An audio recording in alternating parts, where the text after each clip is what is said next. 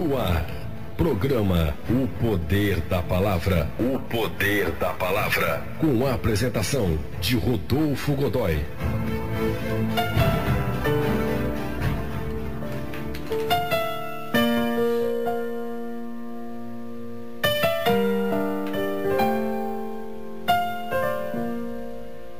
Nós vamos pegar a palavra do Senhor no livro de Romanos, capítulo 6, versos 17 e 18. Romanos, capítulo 6, versos 17 e 18.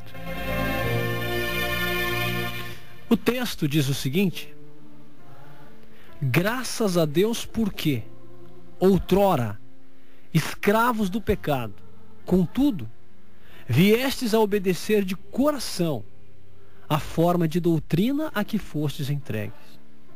E uma vez libertados do pecado, fostes feitos escravos da justiça. Vou ler mais uma vez. Graças a Deus porque outrora escravos do pecado, contudo, viestes a obedecer de coração a forma de doutrina a que fostes entregues. E uma vez libertados do pecado, fostes feitos escravos da justiça. Romanos 6, versos 17 e 18. Abre as comportas do céu.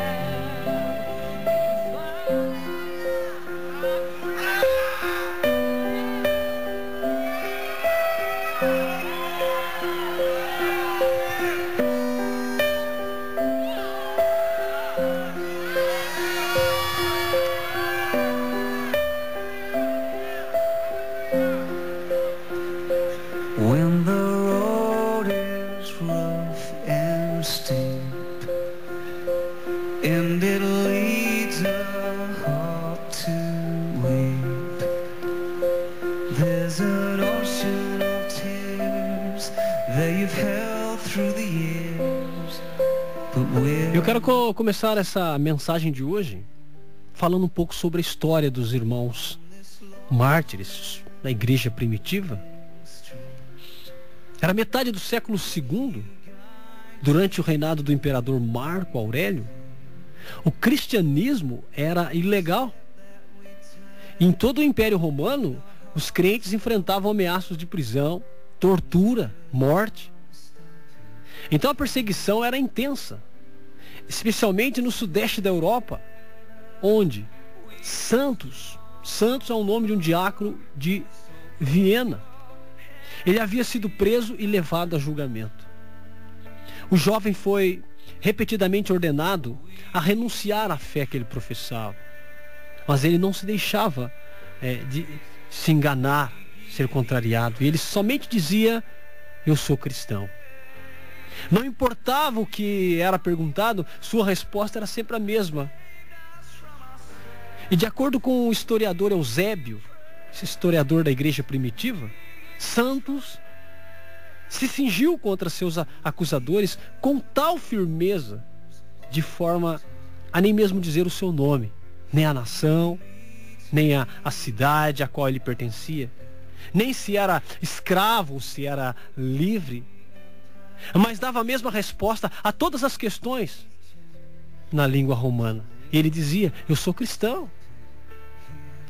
Então, quando finalmente ficou óbvio que não daria mais nada, né? Ele não diria mais nada do que além dessas palavras, então ele foi condenado à severa tortura e à morte pública no anfiteatro. Ali, meu querido, no dia da execução de Santos, foi forçado a passar por 2 fileiras de homens munidos de açoites. Ele foi submetido às feras selvagens e atado a uma cadeira de ferro em brasa. Com estas, seus acusadores tentavam fazê-lo desistir, convencidos de que sua resistência sucumbiria ante a dor de tormento. Mas como Eusébio vai relatar, mesmo assim, eles não ouviram uma só palavra de Santos, exceto a confissão que ele balbuciava desde o começo. Suas palavras na hora da morte manifestavam um compromisso imortal. Sua contínua expressão se repetiu durante todo o julgamento e ele dizia: eu sou cristão. Não dá para mudar isso, eu sou cristão. Para santos, toda a sua identidade, incluindo o seu nome, a sua cidadania, o seu status social, estava em Jesus Cristo. Assim, melhor resposta não poderia ser dada às questões que lhe faziam. Ele era um cristão. E esta designação definia tudo a seu respeito. Querido, esta mesma perspectiva foi compartilhada por muitos outros na igreja primitiva.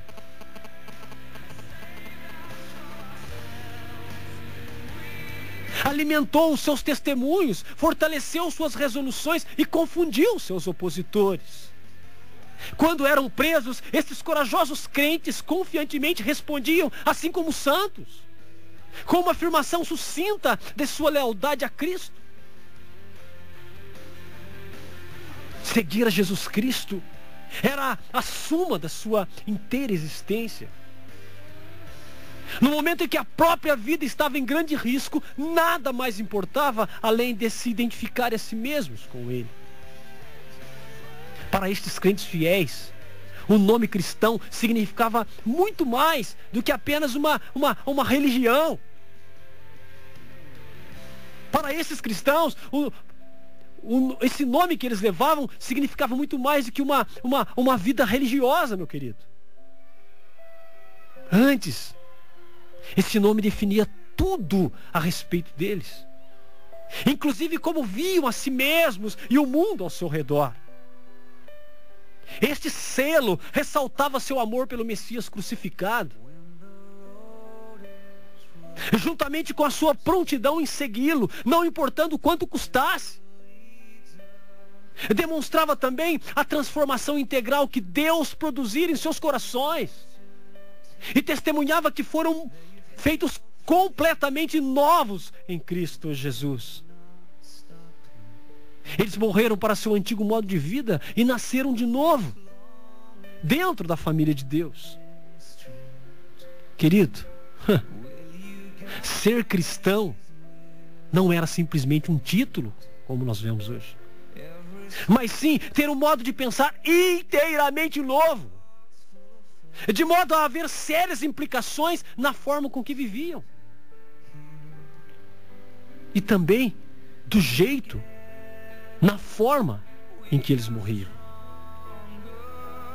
Então, o que significa ser um cristão, meu querido? Porque para os primeiros mártires era óbvio o real significado de ser um cristão. Mas pergunta hoje o que isso significa, e você vai obter uma variedade de respostas, mesmo daqueles que identificam a si mesmo com este selo. Para alguns do nosso tempo, ser cristão é primariamente algo cultural, é algo tradicional, é um título nominal que foi herdado da geração anterior. É um efeito final de algo que envolve evitar certos comportamentos simplesmente. E, ocasionalmente, frequentar uma igreja. Para outros, ser cristão é em grande parte uma questão política. Um dever de defender os valores morais em praça pública, ou talvez preservar tais valores, retirando-se completamente do certo local público. Ainda outros definem cristianismo em termos de experiência com uma religião do passado, uma crença geral em Jesus, ou apenas um desejo de ser uma boa pessoa. Meu querido, é muito pouco. Porque todos esses conceitos estão tristemente aquém do que de fato significa ser um cristão, dentro de uma perspectiva bíblica. Interessante porque os seguidores de Jesus Cristo não foram chamados de cristãos antes de pelo menos 10 a 15 anos após o início da igreja. Antes disso, era simplesmente conhecido como discípulos. Não tinha placa, meu querido. Essa conversa de placa, nós somos a primeira igreja. Para com isso, não tinha. Era um grupo de discípulos, de irmãos, de crentes, de santos, de seguidores do caminho. Meu Deus. Nós vamos encontrar em Atos 11, 26, lá na Antioquia da Síria, que foram os discípulos pela primeira vez chamados de cristãos. E desde esse tempo, então, o selo, essa marca se fixou. O nome, na verdade, era colocado por descrentes. Era uma tentativa de zombar daqueles que seguiam o Cristo crucificado. Mas o que começou como algo ridículo, então se tornou um emblema de honra, ser chamado cristão. Era ser identificado como discípulo de Jesus e ser associado com Ele, como leal seguidor. Assim, querido, ser um cristão, no verdadeiro sentido da palavra, significa ser um seguidor incondicional de Jesus Cristo. Incondicional. E às vezes nós percebemos indivíduos colocando condições para servir ao Senhor. Não. Ser um cristão significa ser um seguidor incondicional. Como o próprio Senhor disse no Evangelho de João, capítulo 10, versículos 27, as minhas ovelhas ouvem a minha voz, eu as conheço e elas me seguem. Então o nome sugere muito mais que uma associação, de que uma placa, de que uma denominação, de que um ministério, muito mais do que essas coisas superficiais e passageiras que nós estamos vendo. Na verdade, requer uma profunda afeição por Ele, fidelidade a Ele e a submissão à sua palavra. Jesus vai dizer: vós sois meus amigos, se fazeis o que eu vos mando. Já um pouco antes, ele já tinha dito à multidão que se reunia para ouvi-lo: se vós permanecerdes na minha palavra, sois verdadeiros meus discípulos. Veja quais são as evidências. É permanecer na palavra, não é mudar a palavra. O que eu estou dizendo para você, querido, são palavras bíblicas, são vida. Em outro lugar ele vai dizer: se alguém quer vir após mim, a si mesmo se negue, dia a dia tome a sua cruz e siga-me. Quando nós falamos como cristãos, nós proclamamos ao mundo que tudo a nosso respeito, inclusive a nossa própria identidade, encontra-se em Jesus Cristo. Porque temos negado a nós mesmos para segui-lo e obedecê-lo. Ele é o nosso Salvador e soberano. E nossas vidas, meu querido, vai se centralizar em agradá-lo. Então, reivindicar esse título significa dizer como o apóstolo Paulo: o viver é Cristo e o morrer é lucro. Então essa palavra muda tudo. Porque desde a primeira menção em Antioquia, o termo cristão se tornou o selo predominante para aqueles que seguem a Jesus. É uma designação, meu querido, apropriada. Por quê? Porque foca corretamente no ponto central da nossa fé: Jesus Cristo. Interessante, porque essa palavra aparece apenas 3 vezes no Novo Testamento. 2 vezes ali no livro de Atos e uma vez em 1 Pedro, capítulo 4, versos 16. Claro, porque além do nome cristão, a Bíblia usa uma série de outros termos para identificar os seguidores de Jesus: estrangeiros, forasteiros, cidadão dos céus, luzeiros do mundo. Vai dizer que somos herdeiros de Deus e co-herdeiros de Cristo, membros do seu corpo, ovelhas do seu rebanho, embaixadores em seu serviço.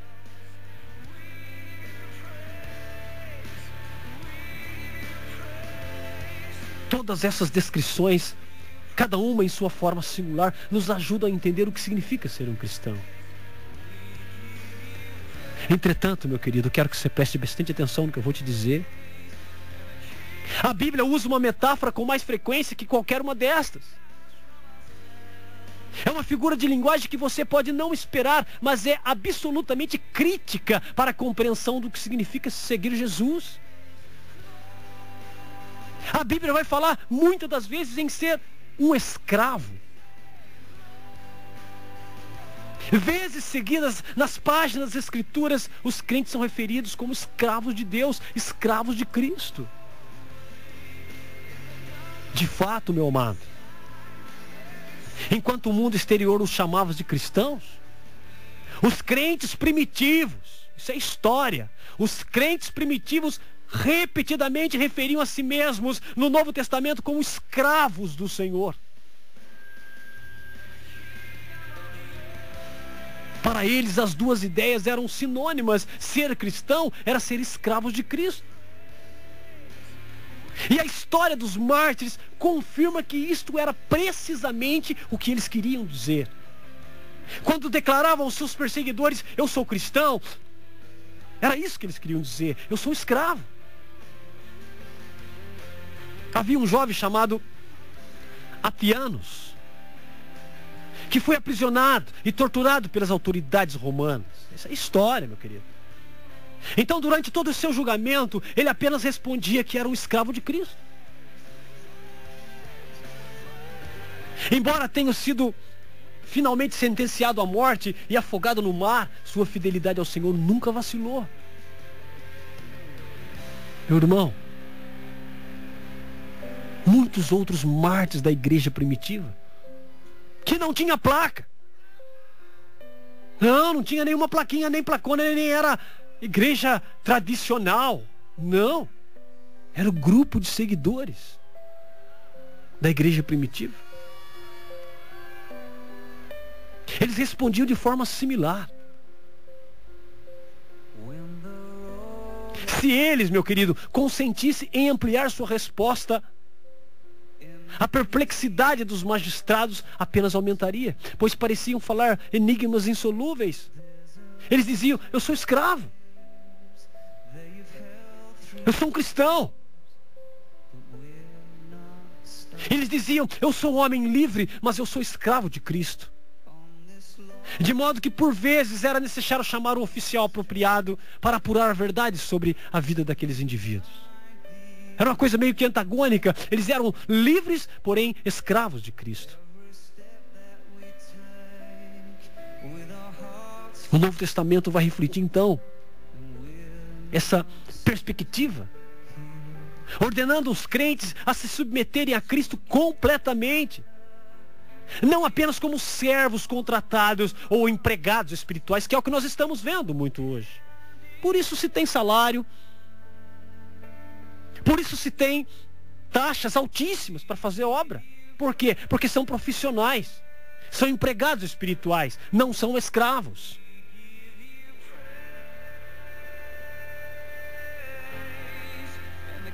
Como pode pertencer inteiramente ao Senhor? Nós, queridos, somos ordenados a obedecê-lo sem questionar. Obedecer a Deus, obedecer a sua palavra sem questionar, a segui-lo sem reclamar. Jesus Cristo é o nosso mestre. Isso é um fato que reconhecemos toda vez que o chamamos de Senhor. Somos seus escravos, chamados a obedecê-lo e a honrá-lo com humildade e de todo o coração.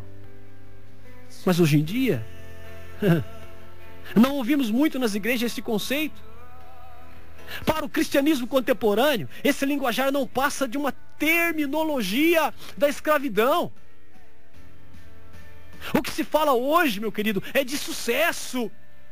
O que se fala hoje, meu querido, é de saúde, é de riqueza, é de prosperidade, é da busca da felicidade. E geralmente nós ouvimos que Deus ama as pessoas incondicionalmente e deseja que eles sejam tudo aquilo que eles querem ser. Ele deseja cumprir suas vontades, esperanças, sonhos, ambição pessoal, autossatisfação, autogratificação. Tudo isso se tornou parte do linguajar do cristianismo evangélico e parte do significado de ter um relacionamento pessoal com Jesus Cristo. Ao invés de ensinar o evangelho do Novo Testamento, no qual os pecadores são chamados a se submeterem a Cristo, a mensagem contemporânea é exatamente ao contrário. A mensagem de hoje em dia é exatamente oposta. O slogan que se usa é: Jesus está aqui para cumprir todos os seus desejos.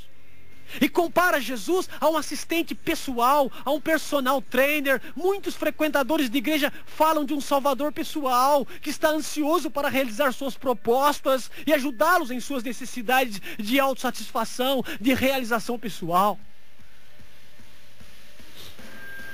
Meu Deus! O entendimento do Novo Testamento sobre o relacionamento com Cristo não poderia ser mais oposto. Ele é o mestre, meu querido, Ele é o dono.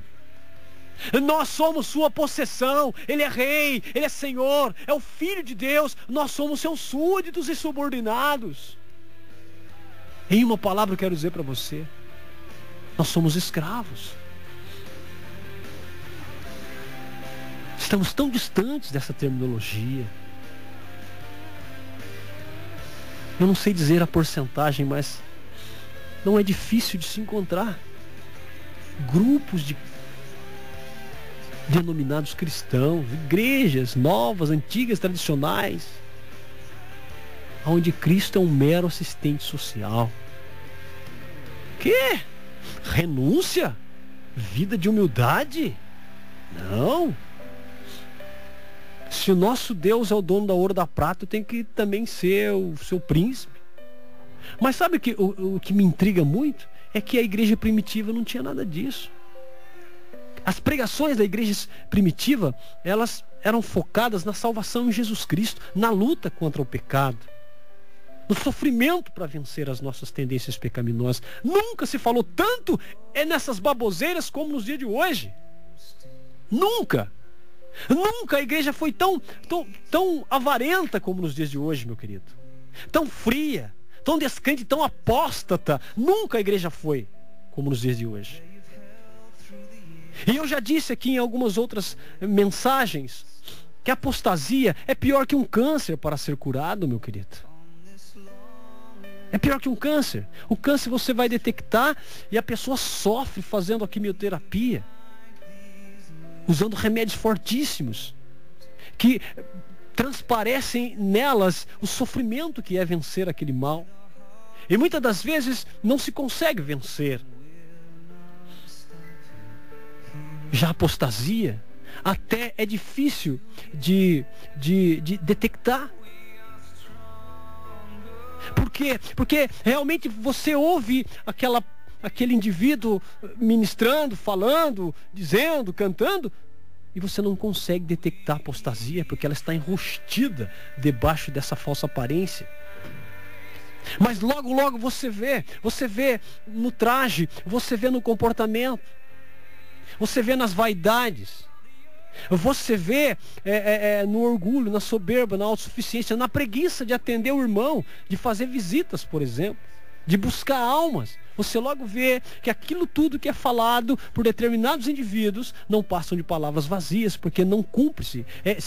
São mensagens farisaicas. Faço o que eu mando, mas não faço o que eu faço. Não são escravos de Cristo, não são submissos à sua palavra.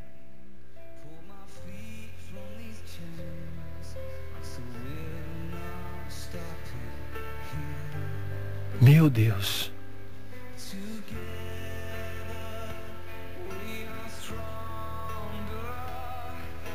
Estamos distantes demais. Estamos distantes demais da igreja primitiva. E para a gente entender um pouco mais sobre o uso da palavra escravo ali no Novo Testamento, nós precisamos partir de uma perspectiva histórica, considerando, meu querido, a prática da escravidão na era grego-romana. A escravidão era uma estrutura social bastante difundida no primeiro século do Império Romano. Era comum que sua existência como instituição jamais seria questionada por qualquer um. Existia escravo de toda idade, gênero, de etnia, e constituía uma importante classe socioeconômica na Roma antiga. Querido, cerca de 1/5 da população do império era de escravos, que totalizava por volta de 12 milhões, já no limiar do primeiro século depois de Cristo. Então, não era de se admirar que toda a economia romana fosse altamente dependente de um considerável grupo de trabalhadores, qualificados e não qualificados. A princípio, a população de escravos romanos procedeu das conquistas militares conforme o império expandiu as suas fronteiras. E capturou um grande número de pessoas que foram, como consequência, vendidas como escravos. Mas no primeiro século, a maioria dos escravos herdou sua posição na sociedade por nascer no regime da escravidão. A maior parte deles, portanto, nunca havia conhecido a liberdade. Havia muitos escravos, escravos domésticos.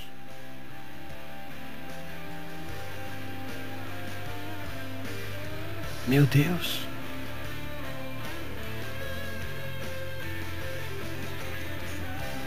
Então nós conseguimos detectar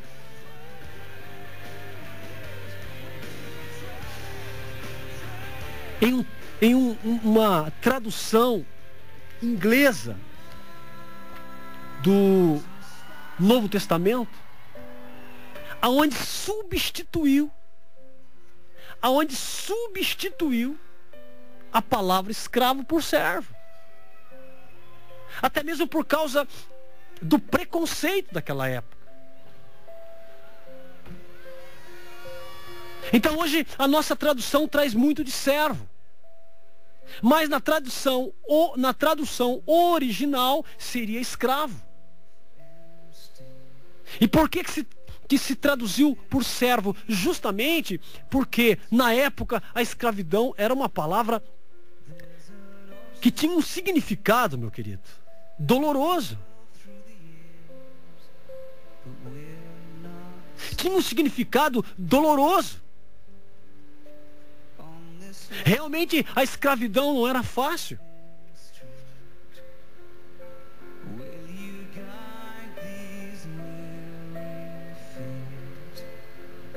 Então a ênfase bíblica sobre a escravidão a Deus está ausente na maioria das páginas das traduções em inglês. Mas esta verdade que está oculta em nossas versões modernas era central para os apóstolos e para a geração de crentes que os sucederam. Os líderes primitivos, como Inácio, que morreu cerca do ano 110 depois de Cristo, e seus cooperadores, viam a si mesmo como companheiros escravos de Cristo.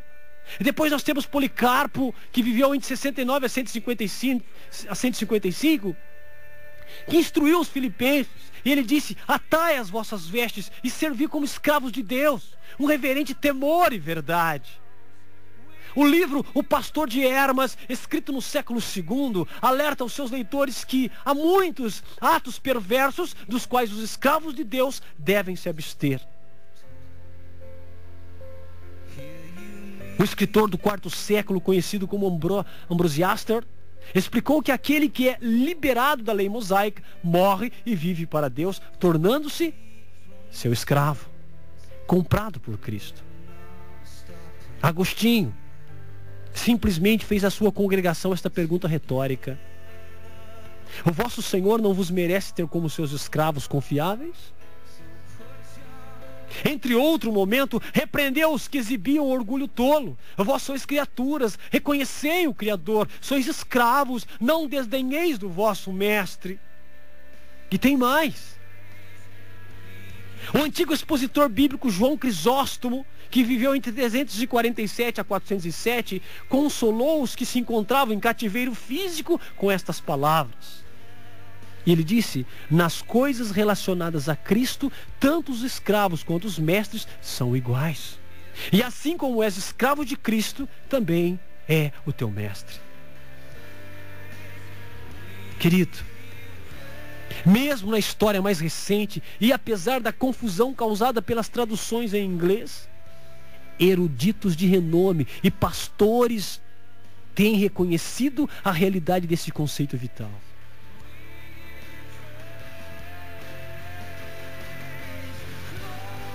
Ser escravo de Cristo.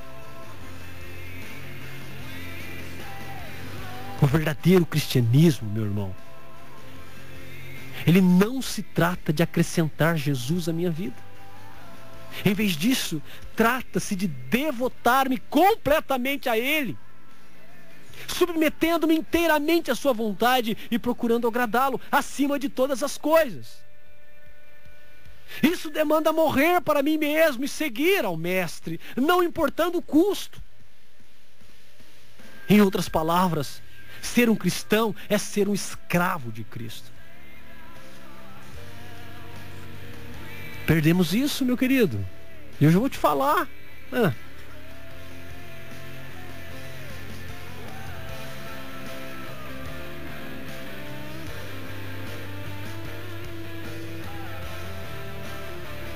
Muitas das vezes falamos que somos servo do Senhor. Até como servo nós deixamos muito a desejar. Mas o escravo não tem vontade própria. Se o mestre é bem sucedido, automaticamente o seu escravo, ele acaba consequentemente sendo uma pessoa bem sucedida. Se o seu senhor é um senhor que sofre, que apanha, enfim, os seus escravos também. É assim que funcionava. Meu querido,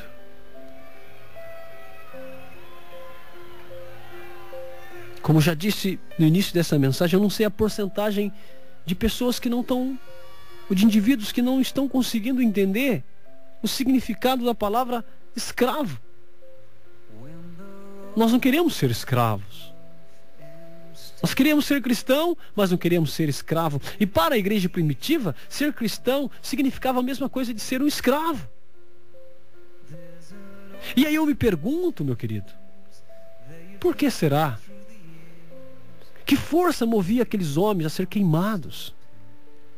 Que força movia aqueles apóstolos a enfrentar aquele poderio militar até, de carrasco, de centuriões, homens que eram rasgados ao meio, seguidores de Cristo que eram cortados, serrados, queimados, enquanto eles podiam respirar. Eles professavam o nome de Cristo. Um dos mártires muito conhecido no meio cristão chama John Hus, que foi excomungado da igreja romana e entregue ao Estado, aos poderosos, e foi queimado vivo. Não bastando isso, meu querido, enquanto ele estava ali em chamas, sendo queimado vivo, aqueles carrascos enfiavam as suas lanças, e aquele pobre homem, enquanto pôde, enquanto tinha fôlego, mesmo com seu rosto em chamas, mesmo com e diz os historiadores que quando John Hus foi martirizado, ventava muito. Então o fogo não ficava queimando, mas dava aquilo que a gente chama de, ia chamuscando. Vinha algumas labaredas e o vento soprava, depois voltava. Foi queimando aos poucos aquele homem. Bolhas em seu corpo, devido às queimaduras, meu irmão. Meu irmão, eu não quero simplesmente sensibilizar você. Eu quero dizer que homens que tinham o seu coração submisso inteiramente à vontade de Deus, eles iam até as últimas consequências, dizendo: eu sou cristão, eu sigo a palavra, eu sigo a Bíblia, eu dou crédito à Bíblia e nada mais, eu não aceito o ensino de heresias, eu não posso negar o meu Senhor. Homens desse quinhão, homens que tinham o cristianismo como algo muito sério, não o que nós estamos vendo hoje. Eu quero encerrar minha mensagem dizendo para você, meu querido, A Bíblia diz, aliás, a história do nosso tempo, as pesquisas do nosso tempo, diz que o nosso país aí tem 50 milhões de cristãos. E que um avivamento está acontecendo no nosso país. Ah, meu Deus. Que avivamento é esse? E quero dizer mais, querido. Esse troféu, esse evento que tem por nome Troféu Promessas, que foi veiculado na mídia, nas mídias ou na mídia aqui no Brasil, e que muitos têm dito que isso é avivamento. Isso não é e nunca será avivamento. Um avivamento, ele influencia uma nação inteira. Então por que os crimes de aborto não diminuíram? Então por que a corrupção no nosso país não diminuiu? Então por que o homossexualismo não diminuiu no nosso país? Por que a corrupção na política não diminuiu? Por que a violência não diminuiu? Por que o tráfico não diminuiu? Se está havendo um avivamento no nosso país. Mas eu vou te dizer, o avivamento que está sendo divulgado é um avivamento de barulho, de emoção e de muito dinheiro. Ou você acha que essa mídia que veiculou esse evento é uma mídia cristã? Não é, querido, é uma mídia secular, que não tem compromisso nenhum com o Evangelho de Jesus Cristo. Não entre nesse engano, achando que realmente está havendo um avivamento, que as mídias seculares agora estão se rendendo a Jesus Cristo. Mentira! Esse evento nem foi cristocêntrico. Não, ele evidenciou o homem, a pessoa, as pessoas. Ele não evidenciou a Jesus Cristo. Em nenhum momento alguém se converteu nesses eventos e nunca vai se converter. Sabe por quê? Deus não se submete a esse tipo de coisa.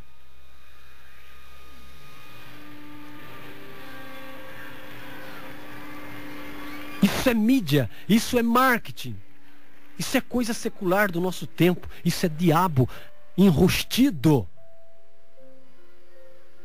A coisa é muito mais séria. É muito mais séria, querido. Esse é o tempo que estamos vivendo. E você pode me dizer, Rodolfo, exponha para mim então a marca de uma congregação, de uma denominação que eu posso confiar que é verdadeira. Eu jamais falaria. Jamais. São tempos extremamente difíceis, aonde a sólida e genuína palavra do Senhor, só ela fará sentido. Só ela. Então, se você está servindo a Deus em algum lugar, em alguma denominação, saiba de uma coisa, querido. A palavra de Deus, ela é o ponto de partida e o ponto de chegada. É que, se não entendermos o que significa ser escravo, se não entender o que significa ser cristão, e se nós não buscarmos nas nossas origens, que é a igreja primitiva, e ficarmos aí fazendo barulho, pulando no reteté, para cima e para baixo, e pensar que isso é ação do Espírito Santo, aonde não gera santidade, aonde as pessoas, ao invés de dar bons testemunhos, não dão. É interessante porque Jesus, ele vai dizer de que forma devemos segui-lo, devemos servi-lo. E ele diz, se permanecerdes em mim, dareis fruto. Eu quero fazer. Pode fazer o que você quiser, o que você acha que é bom, o que você acha que é a vontade de Deus. Mas não foi esta a maneira que ele ensinou. Não é fazer para ser cristão, é ser cristão para dar fruto. Não é dar fruto sem estar na árvore. É isso que ele disse, se permanecerdes em mim, dareis fruto. Não é dê o fruto e fale que é cristão. É diferente. E esta insubmissão e falta de temor a Deus fez o nosso mundo se tornar o que ele está. E eu vou te dizer mais: isso não vai melhorar, porque é bíblico e precisa se cumprir. A apostasia vai aumentar. E se você quer discernir, quer buscar o dom do discernimento, a Bíblia te dá a resposta. Não é documento, não é encíclica, não. É a palavra do Senhor. Não são pregadores da mídia contemporâneos, ministros que na verdade são psicólogos disfarçados de ministros de Cristo. Não. É a palavra do Senhor. E eu te pergunto, você é um escravo do Senhor? Você é um escravo do Senhor, como foi a igreja inicial? Ou esta palavra te soou estranho nessa tarde? Que o Espírito Santo de Deus trabalhe conosco, no sentido de nos ensinar, de nos dar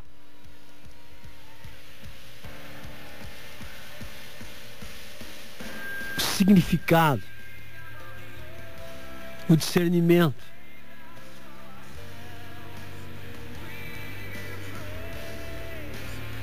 das santas palavras de Jesus. Que Deus te abençoe, meu querido. No nome de Jesus. Amém.